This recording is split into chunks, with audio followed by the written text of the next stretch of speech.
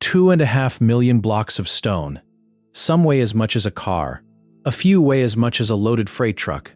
Stacked into a mountain 480 feet high, with a base so wide it could swallow 10 football fields. Now here is the part that should stop you. The four sides of that mountain are aligned to true north, south, east, and west, within a fraction of a single degree. The base is level across 13 acres to within the width of your thumb. This is the Great Pyramid of Giza, and the people who built it had no iron tools, no pulleys, no wheels they could use to haul the stone, no surveying instruments as we would recognize them. They had copper, rope, wood, and water.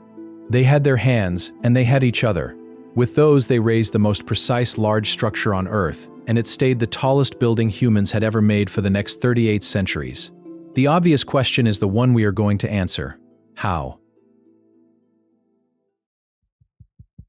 To understand the problem, you have to strip away everything we take for granted. It is roughly 2560 before the Common Era. There is no iron. That metal will not arrive in Egypt for another 1,000 years. The hardest tool a worker holds is a copper blade, and copper is soft. It bends. It blunts against stone within minutes. There is no pulley to lift a weight straight up. There is no block and tackle, no winch, no crane. The wheel exists somewhere in the ancient world, but on soft desert sand, a wheeled cart under a 40-ton load simply digs itself into a grave. So picture the task. You must cut 2.5 million blocks. You must move them, some of them from a quarry 500 miles up the river. You must raise them as high as a 40-story building. And you must place each one so precisely that 4,500 years later, a laser survey will struggle to find the error. Every part of that sentence sounds impossible. None of it was magic. All of it came from one decision, made by one man, who wanted to be remembered forever. His name was Khufu. The Greeks would later call him Cheops. He was the second pharaoh of Egypt's 4th dynasty, and he ruled a kingdom that had only recently learned to build and cut stone at all. His father, Pharaoh, had been the great experimenter. He built 3 pyramids, and at least one of them buckled mid-construction, its angle collapsing into the shape we now call the bent pyramid. That failure mattered. Khufu's engineers inherited it. They knew what too steep an angle would do, and they had watched a generation learn to quarry, to haul, and to stack on a scale no one had attempted before. So when Khufu gave the order, he was not starting from nothing in knowledge, but in ambition he was leaping into the dark. He wanted the largest stone structure any human had ever built. Not a tomb, a statement in limestone that he had existed.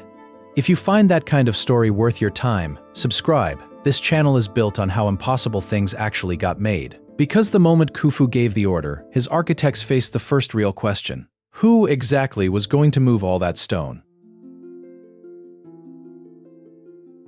For 2,000 years, the answer everyone gave was simple.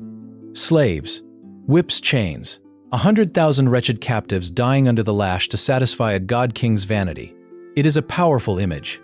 It is also wrong. In the 1990s, archaeologists digging just south of the pyramids found the people who actually did the work. Not a slave pit, a town.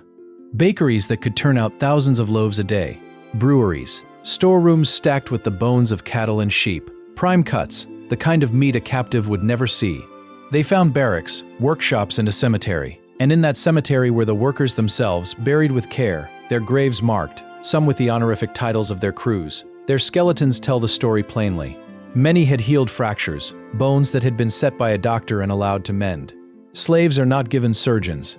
These were paid laborers, organized into rotating crews, fed better than most Egyptians ate at home, and proud enough of the work to want their part in it carved above their tombs. They were not the broken. They were the workforce of a state that knew exactly what it was doing. The real question was never who, it was where they got the stone. Most of the pyramid is local. The yellowish core blocks were quarried right there on the Giza plateau, often just a few hundred yards from where they were laid. That was the easy stone.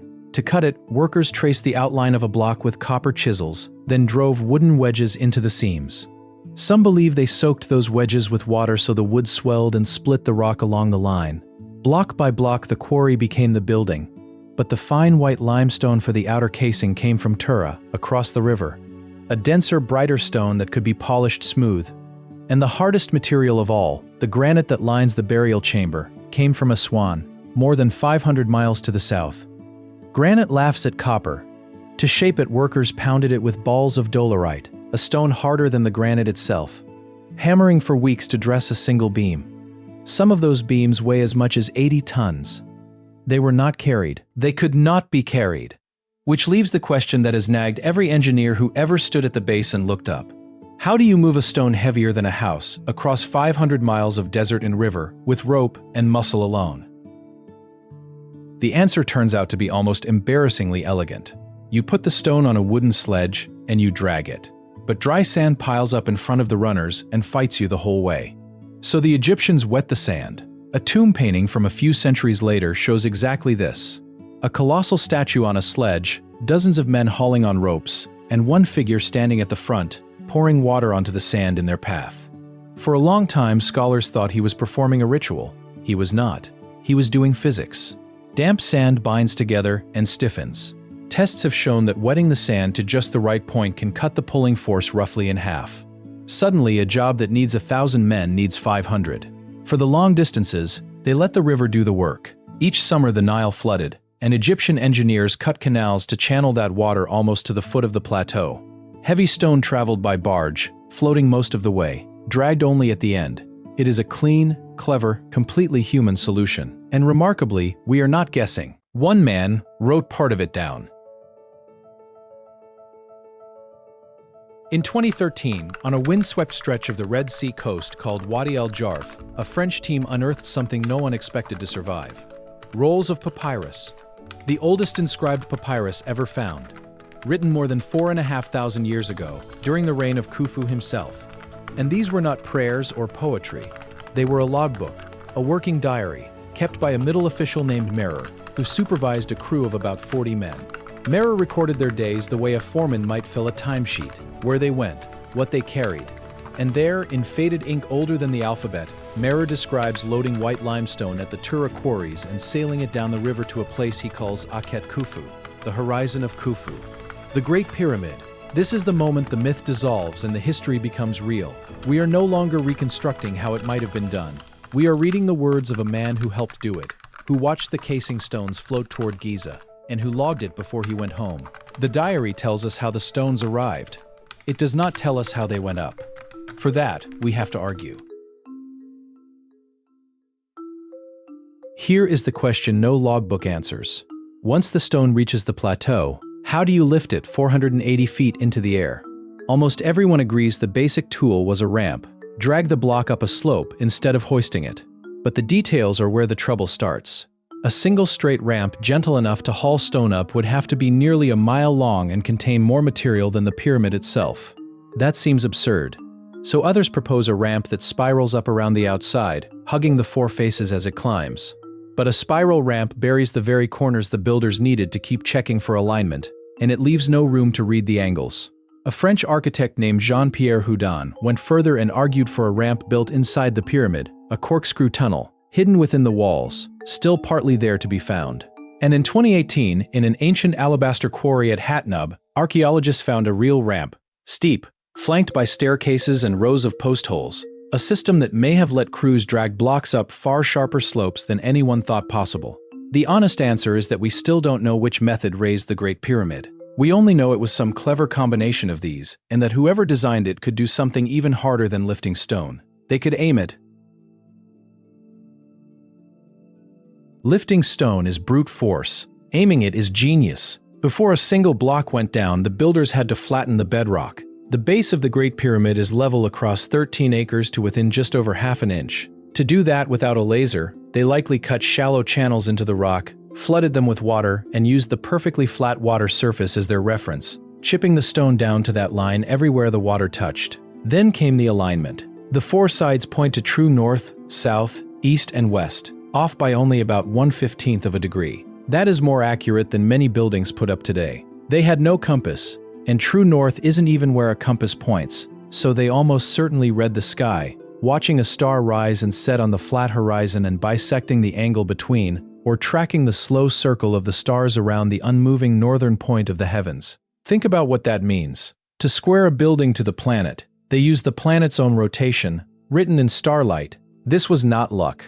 This was a civilization that had turned observation into instruction, and instruction into stone. And the same precision they aimed at the sky, they buried deep inside the mountain. Most pyramids are nearly solid stone. The Great Pyramid is not. Climb inside and the engineering gets bolder. A narrow passage opens into the Grand Gallery, a soaring corbelled hall 28 feet high, its walls stepping inward, course by course, until they almost meet at the top. It is a vault built without a true arch, holding back the weight of the mountain by sheer geometry. At its heart sits the king's chamber, lined entirely in red Aswan granite. The ceiling is made of 9 granite beams, each weighing as much as 50 to 80 tons, hauled up and set in place roughly 70 meters above the ground. And here the builders did something that reveals how well they understood their materials. Above that ceiling, they left 5 hollow spaces stacked one atop another, the relieving chambers, with massive granite slabs between them. Their job is to catch the crushing weight of the stone above and shunt it out to the sides, away from the chamber, so the roof would never collapse. It worked. 4,500 years, and the ceiling has not failed. This is not a pile of rocks. It is structural engineering, reasoned out in an age before the word existed, and every ounce of it was placed by hand, by a workforce organized like a machine. Forget the 100,000 slaves. The real number was probably closer to 20,000 people at the peak, and most of them were not lifting stone.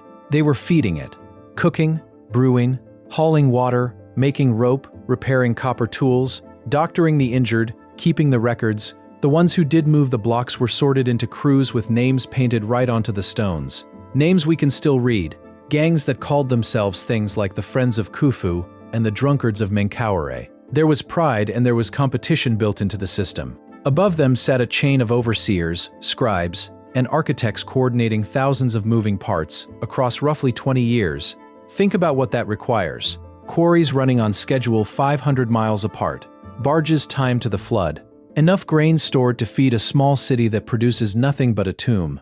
The Great Pyramid is often called a miracle of engineering, and it is. But the deeper miracle is administrative. To build it, Egypt had to invent the management of large numbers of human beings toward a single distant goal, a skill we still struggle with today. The stone is what survived. The organization is what made the stone possible, and once, that stone did not look the way it looks now. The pyramid you picture in your mind, that steep stack of rough brown blocks, like a giant staircase, is not what Khufu built. What he built was smooth. The entire structure was sheathed in that fine white Tura limestone, dressed and polished until the 4 faces were almost mirror flat. In the sun, it would have blazed. A pure white mountain catching the desert light, visible for miles in every direction, so bright the Egyptians called it the Gleaming One. At the very top may have sat a capstone sheathed in electrum, a gold and silver alloy, throwing back the dawn like a spark of fire above the plateau. Imagine standing at its base 4,500 years ago.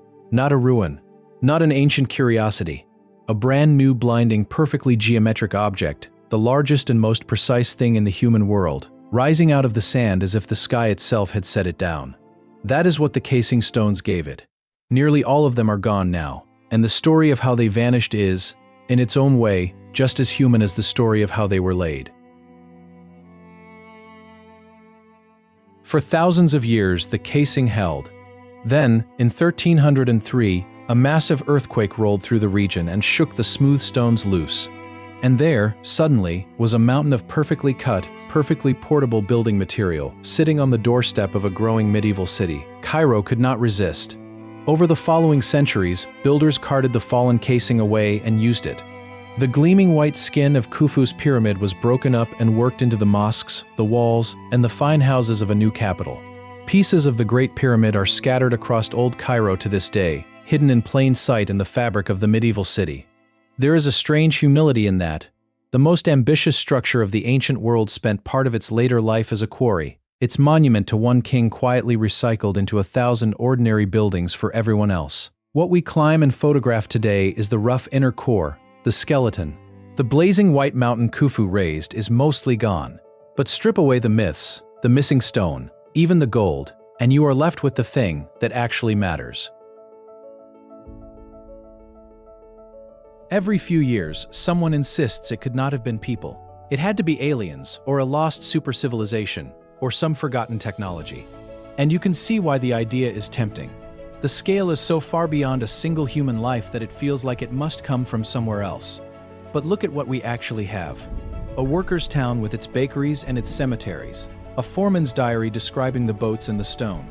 Crew names painted on the blocks. A quarry ramp with its post holes still in the rock. Every link in the chain is human, and every one of them is ordinary. The truth is harder to accept than aliens because it asks more of us. The Great Pyramid was built by people no smarter and no stronger than you, using water, rope, copper, levers, and arithmetic, and one thing more. They had a society that could hold a single purpose steady for 20 years and bend tens of thousands of lives toward it. That is the real technology on display at Giza. Not anti-gravity. Organization, patience, and will, executed at a scale that still humbles us. The pyramid is not proof that someone helped us. It is proof of what we are capable of, alone. Stand at Giza today and run the inventory of what they had. Copper that bent, rope that frayed, wooden sledges, water poured on sand, the stars overhead, and a few thousand people who showed up to work. From almost nothing, they raised a mountain so true to the planet and so well made that it outlasted every empire that came after it, including the one that built it. The pharaohs are gone, the white casing is gone, the gold is gone.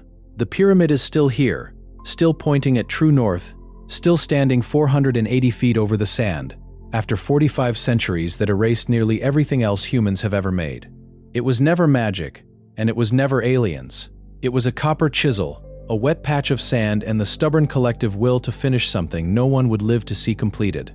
The oldest of the 7 wonders of the world is the only one still standing, built against every limitation of its age, from nothing. If you want to see how more impossible things were actually made, subscribe.